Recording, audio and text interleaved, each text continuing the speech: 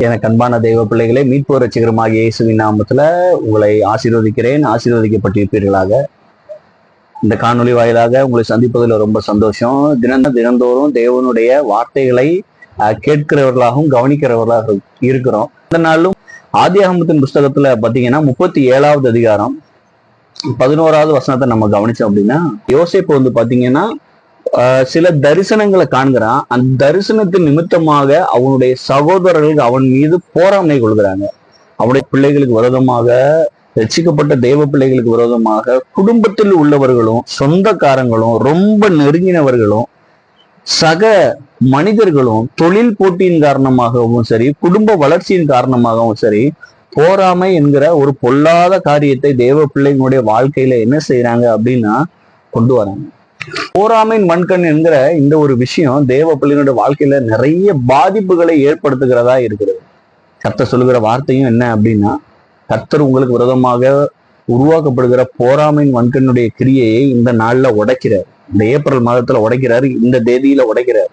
20 வெள்ளிக்காசுக்காக குழியில இருந்து தூக்கி அவனை அடிமையாய் விற்கிறாங்க. இன்னைக்கு அநேக கிரியைகள் பார்த்தீங்க அப்படின்னா, அநேக மனிதருடைய போராமை பார்த்ததுன்னா, உங்களுடைய ஆசீர்வாதத்தையும், உங்களுடைய வளர்ச்சியையும், உங்களுடைய மேன்மையையும் பொறுக்காம உங்களுக்கு விரோதமான போராமையினால சில காரியத்தை ஏறெடுக்கிறாங்க.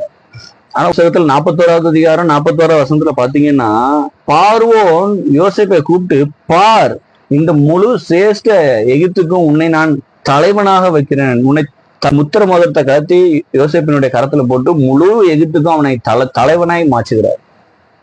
கடந்து வருகிற பாடுகளையும், கடந்து வருகிற சூழ்நிலைகளையும் மாத்திரம் நம்பாதீங்க தேவஜனமே. கர்த்தர் உங்களோடு கூட இருக்கிறார். அவர் என்ன பண்ணுவார் அப்படின்னா, உங்களை அடிமையாய் விச்ச அவர்களுக்கு முன்பாக, உங்களை அற்பமாய் நினைத்த அவர்களுக்கு முன்பாக, உங்களை கொச்சையாய் நினைத்த அவர்களுக்கு முன்பாக, உங்களுடைய பொருளாதார வளர்ச்சியையும், உங்களுடைய வாழ்க்கையினுடைய ஒரு மேன்மையை கண்டு இவங்க இவ்வளவுதான் அப்படின்னு உங்களை கீழ்த்தரமாய் நினைத்த ரொம்ப இருமப்பாய் இருந்தவர்களுடைய கண்களுக்கு முன்பாக கர்த்தர் என்ன பண்ணுவாருன்னா தலைவனாய் உயர்த்துவார்.